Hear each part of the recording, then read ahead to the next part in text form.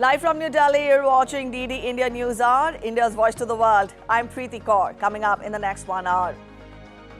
Russia takes full control of the Ukrainian town of Avdiivka after Ukrainian troops withdraw. India set to host 9-day mega naval exercise Milan 2024 in Visakhapatnam, Andhra Pradesh.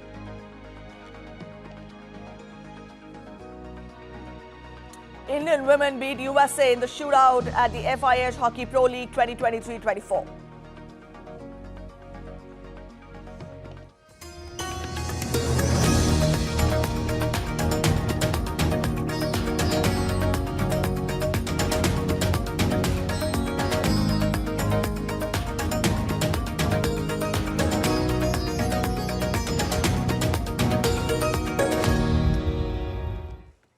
We start the bulletin with updates on Russia-Ukraine conflict. Russian Defense Ministry released a video claiming it had taken full control of the Ukrainian town of Avdiivka after Ukrainian troops withdrew on Sunday. Though Moscow said that some were still holed up in a Soviet-era coke plant, this fall of Avdiivka is the biggest achievement in the past 9 months since it captured the city of Bakhmut in May last year. Ukraine said it had withdrawn its soldiers to save troops from being fully surrounded after months of fierce fighting. Putin hailed the fall of Avdiivka as an important victory and congratulated the Russian troops.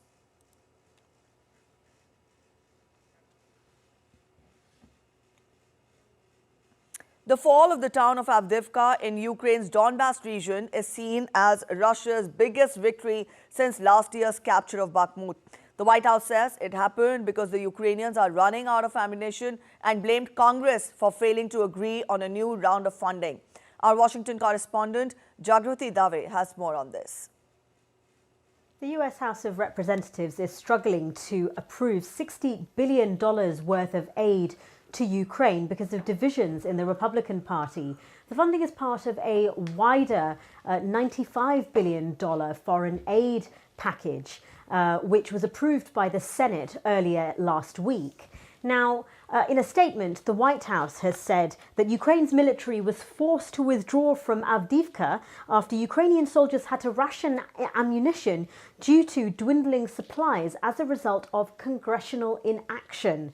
This statement was part of a readout of a phone call between US President Joe Biden and Ukrainian President Volodymyr Zelensky, in which Joe Biden reaffirmed the United States' commitment to Ukraine ahead of the 2-year anniversary of the Russian invasion.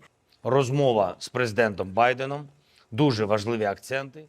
The conversation with President Biden, very important points in particular about Avdiivka and the necessity for the continuation of principled and sufficient support for Ukraine. The talks with the Vice President of the United States were very substantial. Meetings with congressmen, representatives of both parties, both chambers of the American Congress. And each such conversation confirmed the key idea as clearly as possible. Ukraine can stop Putin and create conditions for him to be punished for all the evils he has done. Speaking to reporters after this call, Joe Biden also said that he reassured his Ukrainian counterpart that the $60 billion would get through Congress and into Ukrainian hands. Writing on the social media app Telegram, President Volodymyr Zelensky said that he's glad that he can count on the full support of the American president. Jagrati Dave in Washington for DD India. Chinese and Ukrainian foreign ministers met on the sidelines of Munich Security Conference in Germany. Chinese Foreign Minister Wang Yi said that China will continue to play a constructive role in stopping war and rebuilding peace in Ukraine. Wang added that China hopes its relations with Ukraine will continuously benefit people of both the countries and will continue to play a constructive role in stopping wars and rebuilding peace. Kuleba said Ukraine is willing to maintain friendly exchanges with China and further promote development of relations with China. British Prime Minister Rishi Sunak and European Commission President Ursula von der Leyen spoke about Ukraine, Gaza, the Red Sea and the death of Alexei Navalny on Sunday. In a statement, the spokesperson said EU President expressed the outrage at the death of Alexei Navalny and also underscored the utmost importance of holding those responsible within the Russian system to account. Sunak and von der Leyen also condemned the Houthi attacks in the Red Sea, adding the Prime Minister updated the EU Commission head on his recent conversations with the Israeli Prime Minister and the King of Jordan about the situation in Israel and Gaza.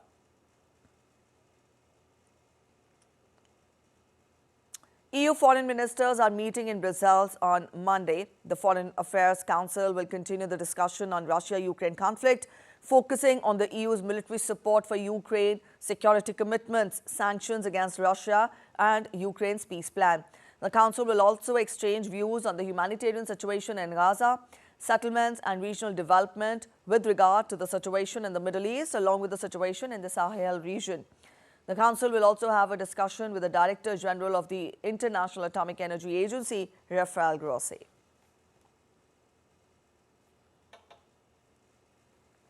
Japan hosted Ukrainian Prime Minister Denis Shmyhal on Monday in Tokyo to discuss the reconstruction of Ukraine and pledging a new bilateral tax treaty as the conflict in Ukraine rages on. Japan's Prime Minister Fumio Kishida said in a speech opening the talks that they stood with and continue to stand with Ukraine. As Russia's offensive in Ukraine enters its third year, Japan has pledged more than $10 billion worth of financial aid as it seeks to show solidarity with Kyiv's war effort. Amidst the unrest in Red Sea, British maritime security firm Ambre reported an attack on British general cargo ship at a strait between Yemen on the Arabian Peninsula and Djibouti and Eritrea in the Horn of Africa. Now, according to United Kingdom Maritime Trade Operations, the attack took place on the south of Yemen's Al-Mukha at Bab al-Mandab Strait. Though the strike was within the close proximity to the vessel, no casualties have been reported.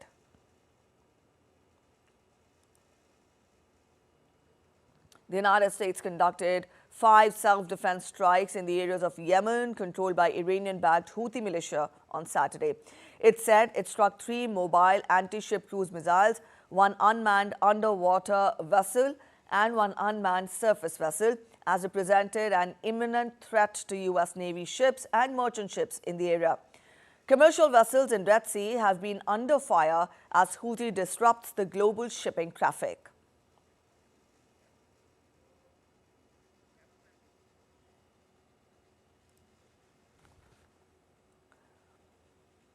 The 60th Munich Security Conference drew to a close on Sunday. Some 50 heads of state and government attended the conference in Germany, among them the presidents of Ukraine and Israel and U.S. Vice President Kamala Harris. The conflicts in Ukraine and Israel dominated the discussions. India's External Affairs Minister Dr. S. Jaishankar pitched for stronger relationship with Western countries, which are getting better by the day. The conflicts in Ukraine and Israel dominated discussions at the 60th Munich Security Conference in Germany. Donald Trump's remarks on NATO to ramp up its defense spends were also in focus. And I think the Americans are simply saying to our European friends, you guys have to step up. There is going to be a pivot in American policy, a focus to East Asia. Given that reality, I think the Europeans have to take a more aggressive role in their own defense. The delay in U.S. aid for Ukraine is putting more of a burden on Europe, with Germany being the second largest provider of military assistance to Ukraine. Beyond the closed-door discussions, calls for peace were also louder than ever. More than 1,000 Germans rallied in Munich on Saturday to oppose the sending of weapons to Ukraine and asked for peaceful thinking to resolve conflicts. We have to redefine our German relationship to the US, and by this also redefining our relationship with Russia. A European infrastructure for security and peace needs to be created with Russia, not against Russia. More weapons will only bring about more violence. It creates a cycle of violence. We hope to use the demonstration to call on the attendees of Munich Security Conference to get rid of the military mindset and methods and adopt peaceful thinking to resolve conflicts. India's External Affairs Minister Dr. S. Jaishankar had a power-packed schedule of bilaterals on the sidelines of this conference in Germany. One of the major highlights was his meeting with US Secretary of State Antony Blinken and former US Secretary of State Mike Pompeo. Both the leaders exchanged views on contemporary politics. Sharing the stage with US Secretary of State Antony Blinken and German Foreign Minister Annalena Baerbock at a panel on Saturday night, Jaishankar hawked the limelight, saying India is non-West than anti-West, but it has extremely strong relationship with Western countries, which are getting better by the day. Your question, do we have multiple options? Answer is yes. Is that a problem? Why should it be a problem? If I'm smart enough to have multiple options, you should be admiring me. You shouldn't be criticizing. Now, is that a problem for other people? I don't think so. I don't think so, certainly in this case and in that case, because, look, we try to explain what are the different pulls and pressures which countries have. The Indian Foreign Minister also held a meeting with his Saudi Arabian counterpart, Faisal bin Farhan Al Saud, and discussed the West Asia situation and contours of the strategic partnership. While meeting his Norway counterpart, Espen Barth Eide, in Munich, Jaishankar said he had a big picture chat with him. Dr. Jaishankar also met with Foreign Minister of Palestine, Riyad Al-Maliki. The ministers exchanged views on the current situation in Gaza. Dr. Jaishankar also met Foreign Minister of Armenia, Ararat Mirzoyan, on Sunday. Also on Sunday, Dr. Jaishankar met with the new cohort of the Munich Young Leaders for 2024. He took the opportunity to ask the young leaders to take a positive approach towards global challenges and seek collaborative solutions. After all, the solutions for war and conflicts over the world lie in peacefully resolving them through dialogue and diplomacy. Tanvi Taneja for DD India. India's Prime Minister Narendra Modi has said that ties with West Asia are passing through one of its best periods. The steady growth of ties have enabled West Asian nations to explore newer domains of cooperation with India. And with the inauguration of the BAPS temple in Abu Dhabi, India and the region have made great strides towards peace and progress in today's turbulent world. The inauguration of a grand Hindu temple in Abu Dhabi on February 14th tells the story of rising ties and close bonds between India and the United Arab Emirates. The steady growth of ties have enabled both nations to explore new domains of cooperation. On Sunday, India's Prime Minister Narendra Modi said that ties with West Asia are passing through one of the best periods. आज भारतीय क्षेत्र से संबंधों का नया अध्याय लिख रहा है। पहले लोग सोचते थे कि बस तेल का इंपोर्ट कर लेते हैं और यहां से कुछ लेबर भेज देते हैं ताकि उनको रोजी रोटी मिल जाए। लेकिन अब ऐसा नहीं है। आज ट्रेड, टेक्नोलॉजी, टूरिज्म ऐसे अनेक क्षेत्रों में हमारे संबंध बहुत बेहतर हैं और हम निरंतर विकास कर रहे हैं। India's ties with West Asia has grown in recent years. About 3.5 million strong and vibrant Indian community forms the largest expatriate group in the UAE. India and the UAE signed a comprehensive economic partnership agreement in February 2022. UAE is among the top 4 investors in India in terms of foreign direct investments in 2022-23. Qatar is India's largest supplier of LPG, accounting for 29% of India's total LPG imports. Indian community comprises around 27% of the total population of Qatar. Indian tourists to Bahrain increased 87% to 504,173 during the first half of 2023.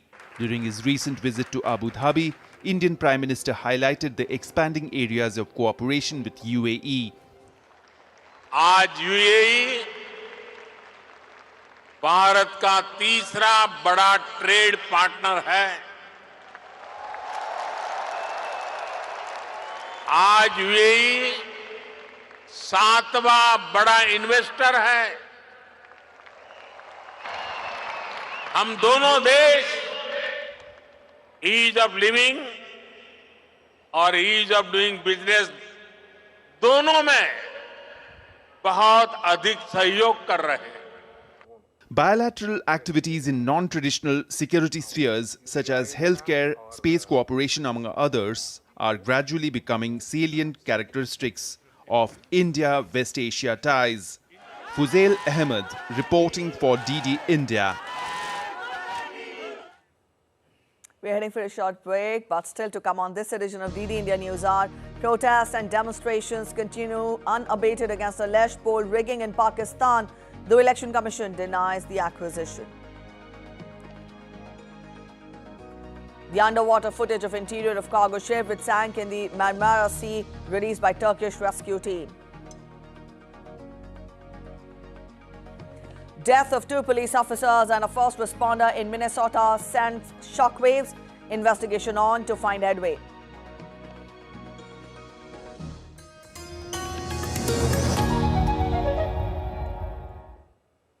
In a world that never stops, where information shapes our reality, one app stands out, helps you stay ahead of time. Introducing the DD India app, your gateway to a world of news right at your fingertips. Your most trusted source of news goes global, goes digital. Explore a world of options, top stories, live updates, in-depth analysis, and more. Stay informed wherever you are. Real-time alerts keep you ahead of the curve always. The DD India app, connecting you to the world one story at a time. Download now and explore the world of knowledge, insights, and authentic information.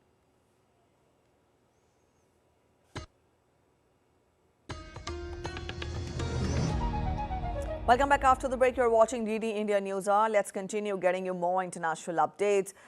From U.S. elections, Republican presidential contender Nikki Haley lashed out at Donald Trump on Sunday while campaigning in South Carolina ahead of the state's primary election. Haley reminded her supporters of the legal woes the former U.S. president faces in various courts, as well as his reaction to the New Hampshire primary.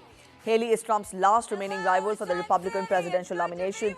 She stressed that Trump cannot be an effective president or candidate because of his myriad legal problems. In a world on fire and go through 4 more years. So here we are. Election day is on Saturday. And a year ago this week, I announced I was running for president. And it's been quite the roller coaster.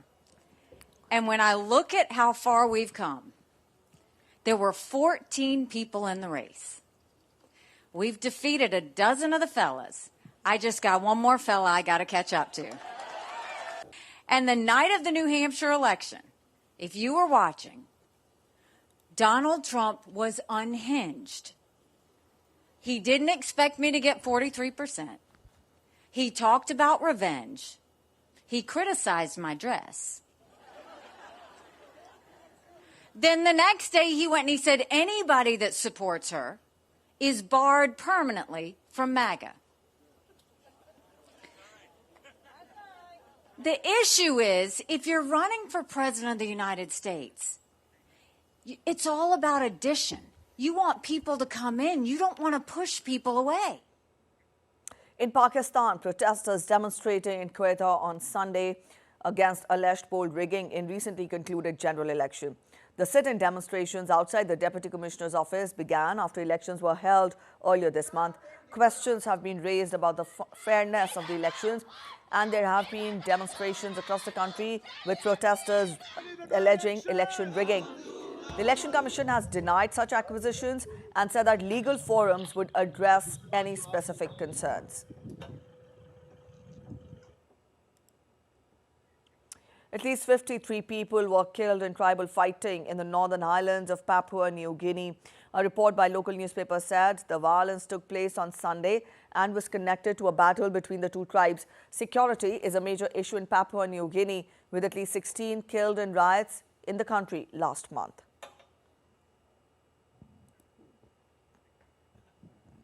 Two police officers and a first responder were killed in Burnsville, Minnesota, while responding to an emergency call. The incident occurred during a domestic abuse call for assistance.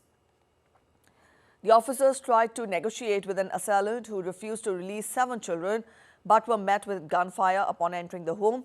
Minnesota Governor Tim Walz confirmed the officers were killed while responding to the call. The Department of Public Safety is in coordination with local authorities to conduct the investigation.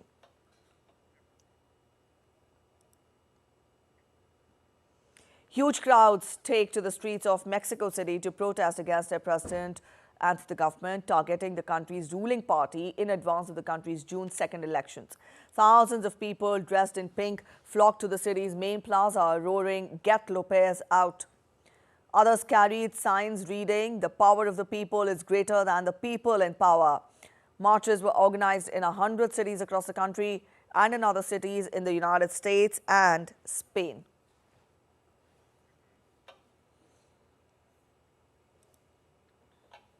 Thailand's jailed former Prime Minister Thaksin Shinawatra was released on parole on Sunday. Thaksin returned to his family's Bangkok residence on Sunday morning after having completed parole proceedings. The influential billionaire was in hospital detention for 6 months for abuse of power and conflicts of interest. His sentence had been commuted from 8 years to 1 by the country's king. Thaksin was eligible for parole due to his age, health condition and time served, and had been detained in hospital on health grounds.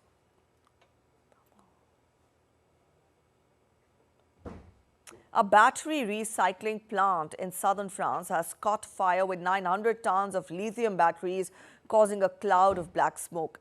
The fire broke out in a warehouse owned by French recycling group Snam.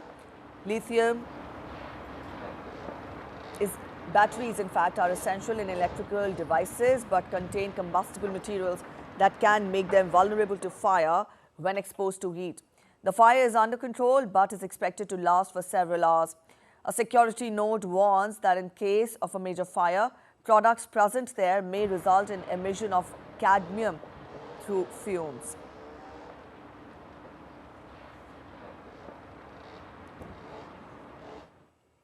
La Paz in Bolivia is on orange alert due to a dam almost reaching its maximum level, threatening to cause overflows in the rivers. The mayor, Ivan Arias, and government technicians visited the Inchaca Dam to verify its water level control. The city is also on orange alert due to heavy rainfall, causing landslides that have buried houses and left victims.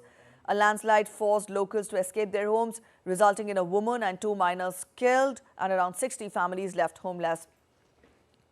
The National Meteorology and Hydrology Service predicts continuous rain and moderate thunderstorms from Saturday night until Wednesday.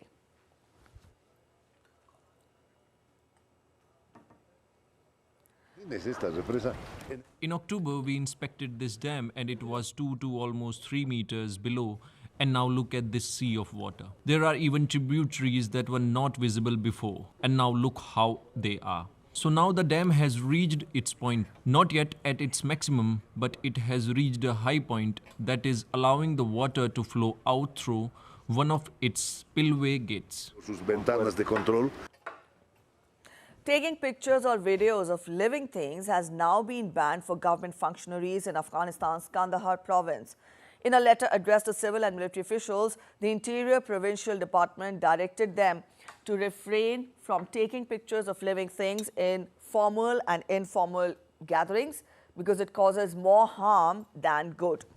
The ban on television and images of living beings echoes the previous Taliban rule from 1996 to 2001. Since Taliban's return to power over 2 years ago, various media organizations have voluntarily refrained from featuring images of people and animals.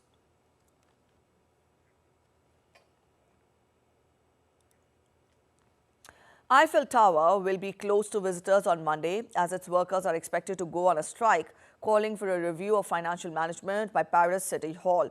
Union members say the Paris City Hall, which owns 99% of the Eiffel Tower operator Cete's capital, is underestimating the cost of work on the monument planned ahead of the Paris Olympic Games. This, they said, would result in lax maintenance works to the detriment of the visitors and put a heavier workload on the workers.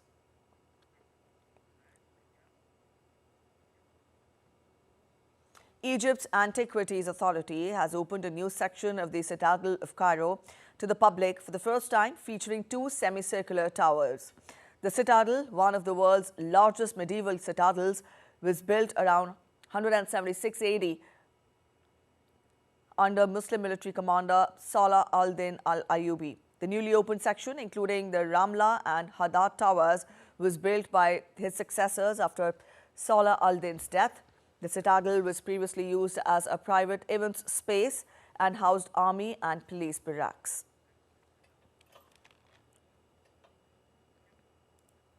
Let's take a look at other stories making it to the headlines from across the world now. Prince Andrew, the younger brother of King Charles, turns 64 on February 19th. Born in 1960, Andrew was stripped of titles and removed from royal duties due to his friendship with financier Jeffrey Epstein and a related assault allegation. Despite occasional appearances at family events, Andrew has been frozen out of public roles. Polling firm YouGov shows only 8% of people in Britain have a favourable view of him. Matthew Diop's documentary Dahomey premiered at the Berlin Film Festival, focusing on the repatriation of 26 royal treasures from the Kingdom of Dahomey, present-day Benin, from Paris in November 2021. The works, including royal thrones and warrior dance staffs, were formally welcomed back to Benin at a ceremony presided over by President Patrice Talon. The film is one of the 20 vying for the top Golden Bear Best Film Award at this year's Berlinale. Turkish rescue teams have released underwater footage of the interior of a sunken ship named Batuhana as the search for the missing crew continues. The 69-member cargo ship sank in the Marmara Sea off the coast of Turkey's northwestern Bursa province. The Macau Comickers Association has published 11 books in the comic book Macau series, aiming to inspire elementary and secondary school students about Macau's history.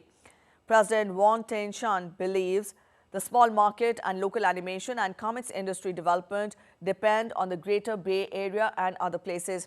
He hopes the government and Macau enterprises can provide more opportunities for local arts groups to participate in the development of the region's history. Wild conditions at the Hurley Pro Sunset Beach tested surfers, with Jordy Smith scoring a near-perfect 9.33 and securing the day's highest combined heat total of 15.5. Hawaii's John Florence showcased local knowledge, while Ethan Ewing of Australia reached the 8-point rating. We're heading for a short break. You're watching DD India News Hour, but after the break, President of India to visit Andaman and Nicobar Islands for 5 days.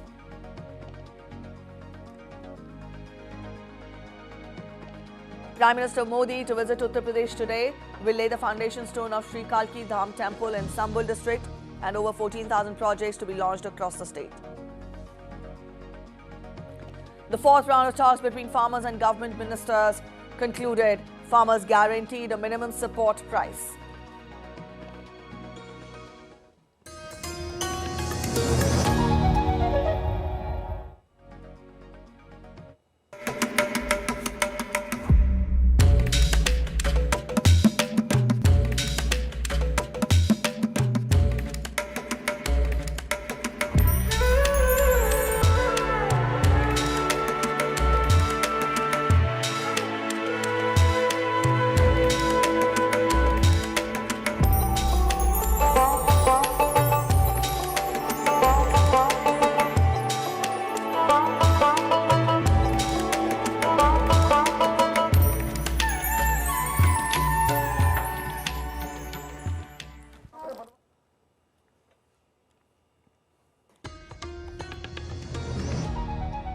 Welcome back after the break. You're watching DD India News Hour. A quick relook of the top stories once again.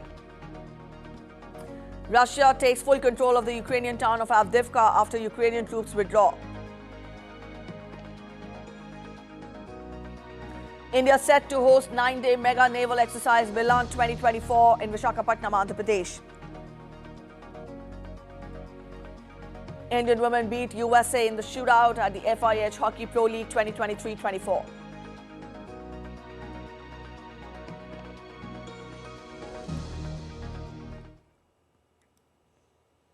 India is set to host the 9-day mega naval exercise in Visakhapatnam from 19th of February. More than 50 countries are going to participate in the 12th edition of Milan exercise, which will be held at India's Visakhapatnam from Monday. The 9-day exercise would be an excellent platform for the participating navies to share ideas to enhance security on the high seas and ensure safety of maritime commerce for growth and prosperity for all. In addition to building bridges of friendship and strengthening of relationship, sea exercises would enhance interoperability, enable exchange of best practices, and will boost confidence to undertake missions together in future to tackle common challenges.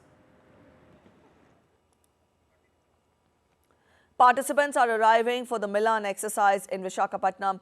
The Sunrise Command of the Indian Navy extends a warm welcome to USS Halsey and Arleigh Burke-class guided missile destroyer of the United States Navy to the city of Destiny, Visakhapatnam for Milan 2024. The objective of the exercise is to ensure the safety of maritime trade for the benefit of all stakeholders.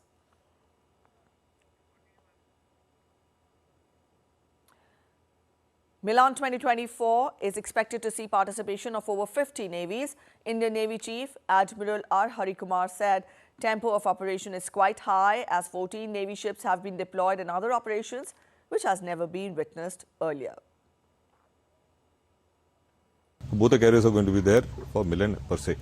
But the operationalization of the carrier, in the sense the integration to the fleet and participation to the fleet, that is going to happen in 10 days' time. On completion of Milan, the carriers as well as the escort ships, they'll all go to the western seaboard, and we're going to integrate them. Tempo of operation is quite high in the western seaboard right now because 10 of our ships are deployed for anti-drone measures, and another 3 ships are deployed for 3 to 4 ships are deployed for anti-piracy operations, which is unprecedented. It's not been this case earlier. President of India, Draupadi Murmu, will begin her visit to Andaman and Nicobar Islands from today. On February 19th, the President will lay a wreath at Martyrs' Column and visit the Cellular Jail Complex and Museum. Later, the President will visit Dr. B.R. Ambedkar Institute of Technology, Port Blair, to attend a civic reception to be hosted in her honor. On February 20th, the President will visit Indira Port and Campbell Bay. She will also visit Subhash Chandra Bose Island and witness the light and sound show. On February 21st, the President will interact with members of PVTGs of Andaman and Nicobar Islands at Rajniwas, Port Blair. On the same day, she will witness the operational demonstration by troops at Radhanagar Beach. Indian Prime Minister Narendra Modi will be visiting Uttar Pradesh today. He will lay the foundation stone of Sri Kalki Dham Temple in Sambhal district. Prime Minister will also unveil the model of Sri Kalki Dham Temple and address the gathering on this occasion. At around 1:45 p.m., Prime Minister will launch 14,000 projects across Uttar Pradesh worth more than 10 lakh crore rupees. The projects relate to sectors like manufacturing, renewable energy, IT and ITES, and food processing, housing and real estate, hospitality and entertainment, education, among others. The program will be attended by about 5,000 participants.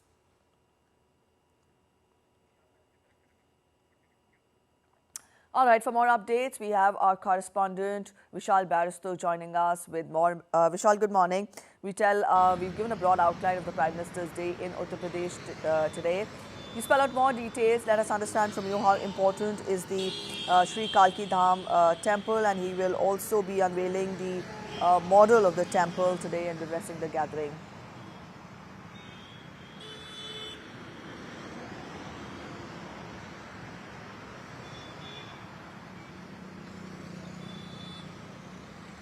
Well, a very good morning to you, Preeti. I'm here in Lucknow, and Lucknow is the second event of the day, and Prime Minister would be first going to Sambhal, and there he would be laying the foundation stone for the Kalki Dham temple, and also he would unveil the model of the temple, and thereafter he would address a public rally there. He would be here in the capital city of Lucknow at around 2 o'clock, and here he would be inaugurating the UP groundbreaking ceremony 4.0. Now, projects worth 10,000 crores would be inaugurated here, and this would include 16,000 projects, and these all came to light in the last UP Investors Summit, and this includes renewable energy, manufacturing, food processing. So various areas would be benefited out of this groundbreaking ceremony, and it would be a big day for Uttar Pradesh, which also boasts of contributing to 9.2% of the total GDP of India, and is also fast coming up and is presently the second most economically advanced state of the country. Preeti? All right, Vishal, thank you for joining in with those inputs and details. We'll come back to you again during the day when the Prime Minister reaches Uttar Pradesh. Turning focus to other updates, India began exporting bananas to Russia. A consignment of 20 metric tons of bananas was flagged off on 17th of February from Maharashtra. Recently, Russia has shown keen interest in the procurement of tropical fruits from India, with bananas being one of them, which significantly is a major agri-import of Russia. The major export destinations for Indian bananas include Iran, Iraq, UAE, Oman, Uzbekistan, Saudi Arabia, Nepal, Qatar, Kuwait, Bahrain, Afghanistan, and the Maldives. Additionally, the US, Germany, Japan, Russia, China, the Netherlands, the UK, and France present India with abundant export opportunities. Bananas are a major horticulture produce, with Andhra Pradesh being the largest banana producing state in India, followed by Maharashtra, Karnataka, Tamil Nadu, and Uttar Pradesh. Now, these 5 states collectively contribute around 67% to India's banana production in the year 2022-23. In the fiscal year, India exported bananas worth $176 million. Within the next 5 years, banana exports from India are expected to achieve a target of $1 billion.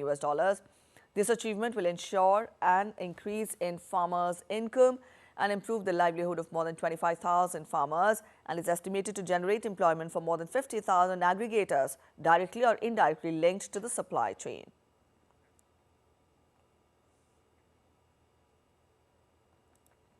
India's Prime Minister Narendra Modi has congratulated Indonesia's likely new president, Prabowo Subianto, and said that he's looking forward to the strengthening of comprehensive strategic partnership between India and Indonesia.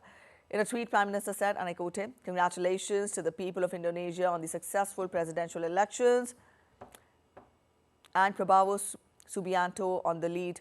Looking forward to working with the new presidency to further strengthen comprehensive strategic partnership between India and Indonesia." Prabowo Subianto has declared victory in the presidential race, citing unofficial tallies that showed him winning with more than 55% of the vote. The official vote tally is a laborious process that could take several weeks to complete. On winning, Prabowo will succeed Joko Widodo as the next president of the Southeast Asian nation.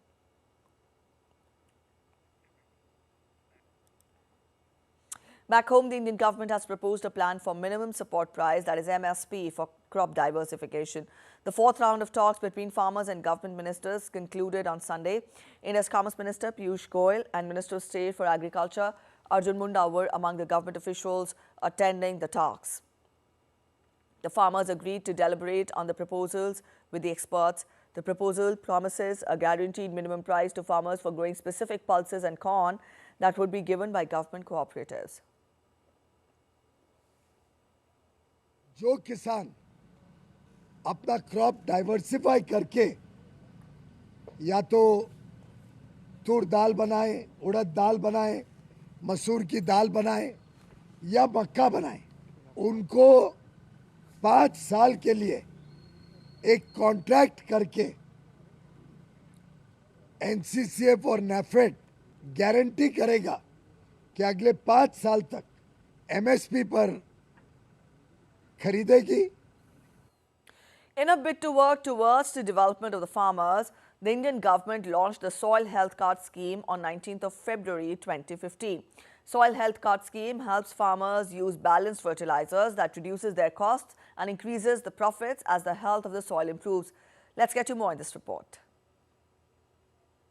India's Prime Minister Narendra Modi has launched a Soil Health Card Scheme based on the theme of Healthy Dhara Khet Hara, or Healthy Soil Green Farm, which aimed at helping farmers in providing information about the status of nutrients in their soil. With the help of this scheme, farmers are benefited with the information regarding the proper dosage of nutrients to be applied to improve the health of the soil and its productivity. किसानों को जगह जगह पर अपने पंचायत स्तर पर, अपने block स्तर पर, जिला स्तर पर लैब लगाने का काम किया ताकि किसान अपनी ज़मीन की उर्वरक शक्ति को चेक कराए, कौन कितना खाद चाहिए, कितना पानी चाहिए, कितना बीज चाहिए, कौन सा बीज चाहिए, कौन सा बीज की उत्पादन ज़्यादा होगा, तो वो हर दृष्टि से किसान को लाभ मिलने का काम। So far, more than 200 million soil health cards have been distributed to farmers under the health card scheme. Timely guidelines are given for implementation of various activities regarding soil health. Under the scheme, more than $27 million have been released so far to the Indian state and union territories for soil testing laboratories. The Indian Meteorological Department has forecast for an intense spell of rainfall and snowfall activity over the western Himalayan region for the next 2 days. The Met Department said rainfall is likely over the plains of northwest India till 21st of February. It said heavy rainfall or snowfall is likely at isolated places over Jammu and Kashmir, Ladakh region and over Uttarakhand in the coming 2 days. The department alerts for fairly widespread moderate rainfall over North India's Punjab, Haryana, Delhi, West Uttar Pradesh and Rajasthan.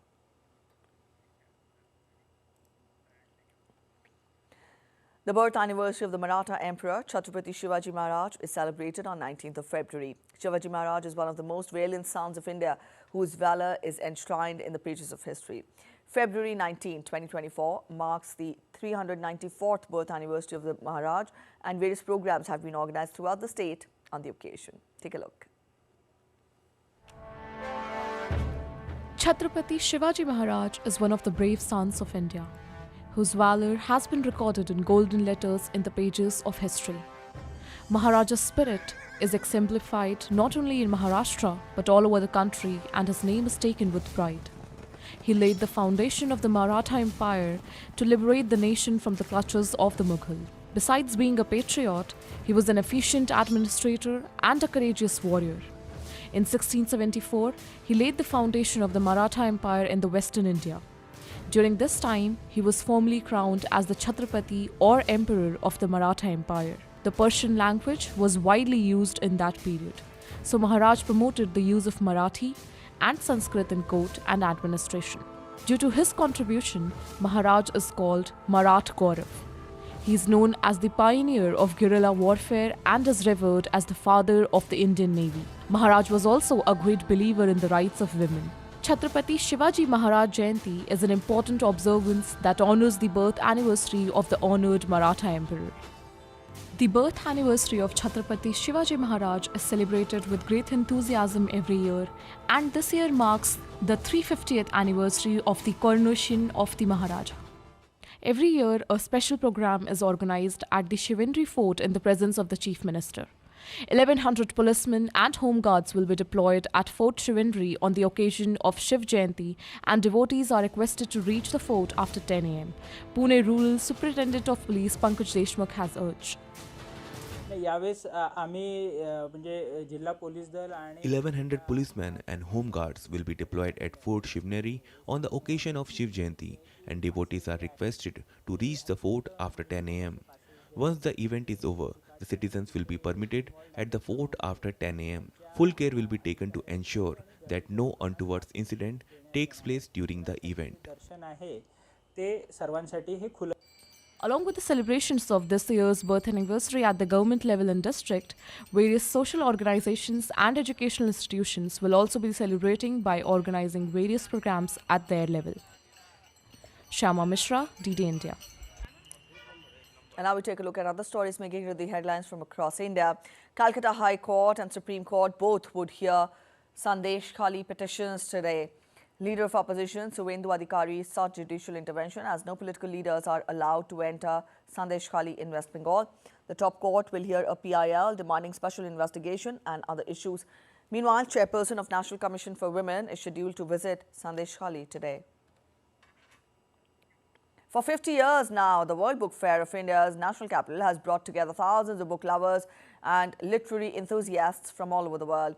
This year too, a mammoth crowd has been gathering at the newly constructed International Convention Centre at Pragati Maidan, home to the 9-day-long World Book Fair. Devotees throng Ayodhya's Ram birthplace temple for the darshan of Ram Lalla. Since the inauguration of the temple, more than 1 million devotees have visited the holy site to offer prayers and seek blessings of Lord Ram Lalla. Dog lovers in northeastern India's Guwahati city flaunted skills of their pets at a pet show. More than 70 dogs belonging to various breeds participated in the event. The organizers said the show was focused on promoting adoption of local breeds among the masses and patronize the relationship between man and animals.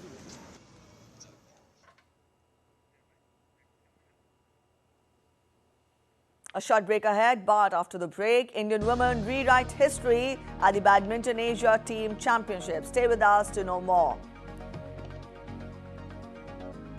Oppenheimer's actors Cillian Murphy and Robert Downey Jr. steal the show at BAFTA Film Awards 2024. Asian shares got off to a slow start on Monday as fading chances for early rate cuts globally sourced the mood.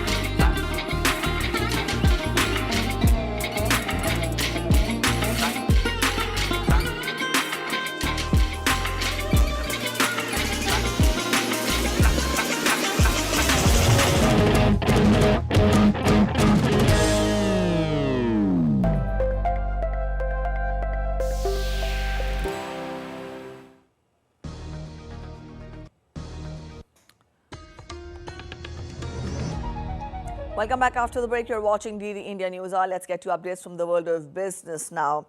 Asian shares were off to a stuttering start on Monday as fading chances for early rate cuts globally sourced the mood, and Chinese market returned from holiday with more muted gains. A holiday for US markets also made for thin trading. Japan's Nikkei dipped 0.3%, having surged more than 4% last week to stop just short of its all-time high. Chinese blue chips inched up 0.3% and Shanghai stocks 0.7%. Oil prices were softer in early trade as concerns about demand tussled with the threat of supply disruptions in the Middle East. Brent slipped 51 cents to $82.96 a barrel, while US crude for April fell 52 cents to $77.94 per barrel.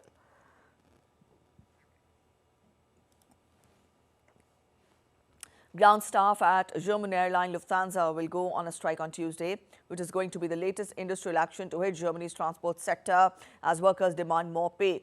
The airports affected are Frankfurt, Munich, Hamburg, Berlin, Düsseldorf, Cologne and Stuttgart after the announcement by Verdi Union on Sunday.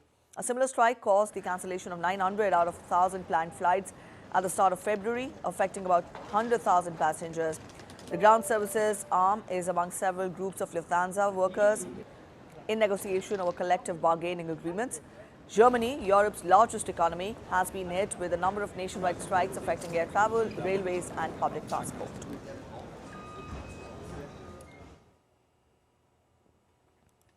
All right, after business, let's turn focus to updates from the world of sports now. Just a day after upsetting world number 3 Australia, Indian women's hockey team once again played a fast-paced brand of hockey to defeat the US 2-1 in a thrilling shootout of their FIH Pro League 2023-24 match on Sunday. India clinched victory after the two teams were deadlocked at 1 each at regulation time in their FIH Pro League match at the Birsa Munda Hockey Stadium in Rourkela on Sunday. India's captain and seasoned custodian Savita Punya exhibited heroic prowess by making outstanding saves in the shootout as the US managed to convert only 1 out of their 5 shots through Lee Cruz. In contrast, for the home team, Mumtaz Khan and Sonika successfully converted their shots, securing a 2-1 victory for India in the penalty shootout. With 8 points from as many outings, India are currently 5th in the 2023-24 FIH Pro League standings. Indian women created history by clinching their first ever Badminton Asia Team's championships crown with a 3-2 victory over Thailand in Shah Alam city of Malaysia.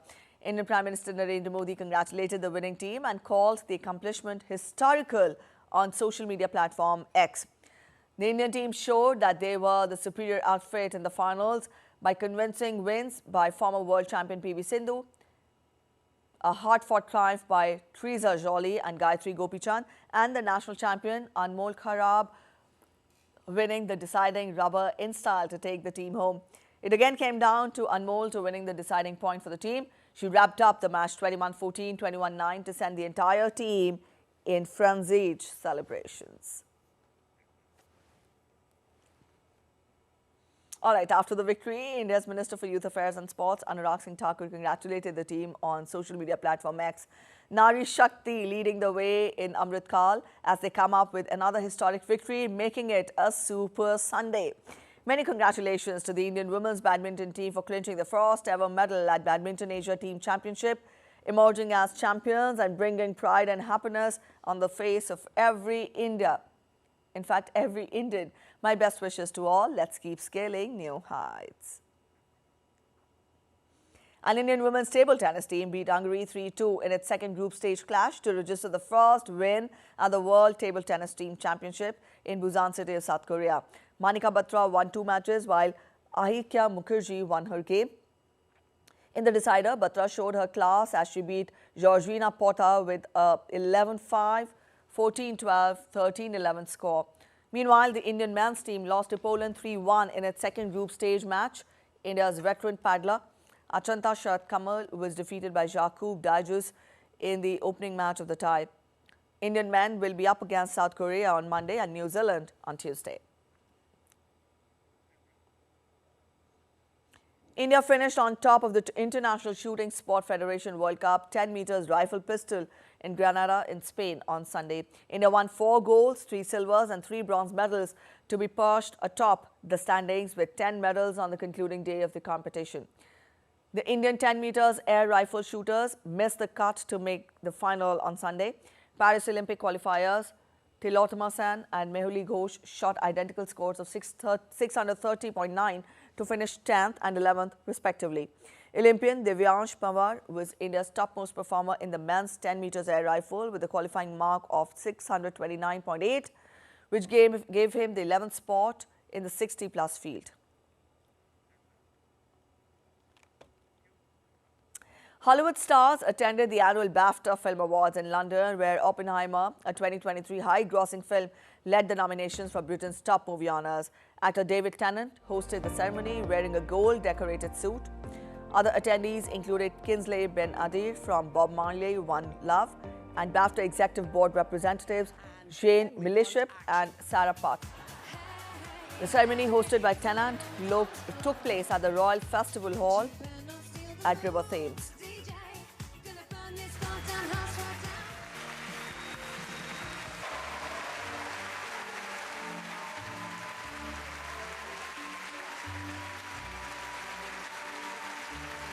Said this is a homecoming.